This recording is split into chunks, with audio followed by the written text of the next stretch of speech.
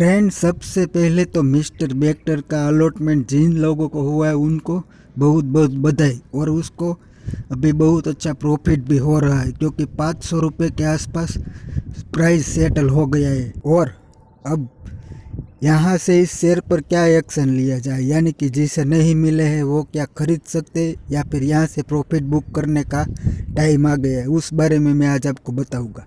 Friend, एक तो इस आईपीओ का रिकॉर्ड सब्सक्रिप्शन हुआ था क्योंकि बाज़ार में बहुत अच्छी तेज़ी है और इसके अलावा आईपीओ में भी बहुत अच्छे गेन मिल रहे थे, इस वजह से बहुत अच्छी सब्सक्रिप्शन हुई थी। और ऊपर से ये सेक्टर भी ऐसा सेक्टर है जहाँ पर धीरे धीरे ग्रोथ आती ही रहती है। मगर यहाँ पर एक बात नोट करने की बहुत ही ज़रूरत है क्योंकि इस कंपनी के पिछले 3 साल के रिजल्ट देखे तो वो ठीक ठाक ही रहे थे, उसमें बहुत ग्रोथ देखने को नहीं मिल रही थी। मगर पिछली तिमाही यानी कि जून तिमाही में कंपनी ने अच्छे नतीजे पेश किए थे, तो इस वजह से हमने हमारे सब्सक्राइबर को इस शेयर में अप्लाई करने को कहा था और शॉर्ट टर्म में 3 से 6 महीने में 400 रुपये तक के टारगेट बताए थे।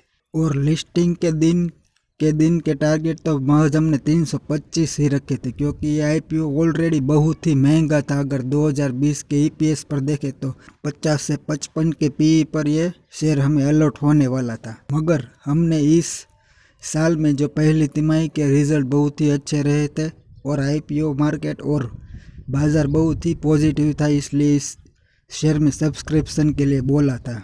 और इसके अलावा इस कंपनी का 540 करोड़ के आसपास का आईपीओ था, जिसमें से 500 करोड़ तो ऑफर फॉर सेल थे और 40 करोड़ जो कि कंपनी अपनी मैन्युफैक्चरिंग फैसिलिटी बढ़ाने के लिए इस्तेमाल करने वाली थी, जिसका काम 2021 में अप्रैल महीने से शुरू होगा और कॉमर्शियल प्रोडक्शन तो 1 साल बाद यानी कि 2022 में होगा। और उस फैसिलिटी का बेनिफिट तो अभी 1-2 साल बाद ही मिलने की उम्मीद है और उस मैन्युफैक्चरिंग फैसिलिटी का रिजल्ट में इम्पैक्ट आने में बहुत टाइम बाकी है अभी। और फ्रेंड, इसके अलावा इसके क्लाइंट जो कि बर्गर किंग और पीवीआर जैसे बड़े इंस्टीट्यूशन है, मगर उसका कंपनी के रेवेन्यू में बहुत बड़ा हिस्सा नहीं है, तो ये बहुत बड़ी बात होनी नहीं चाहिए मेरे पॉइंट ऑफ व्यू से।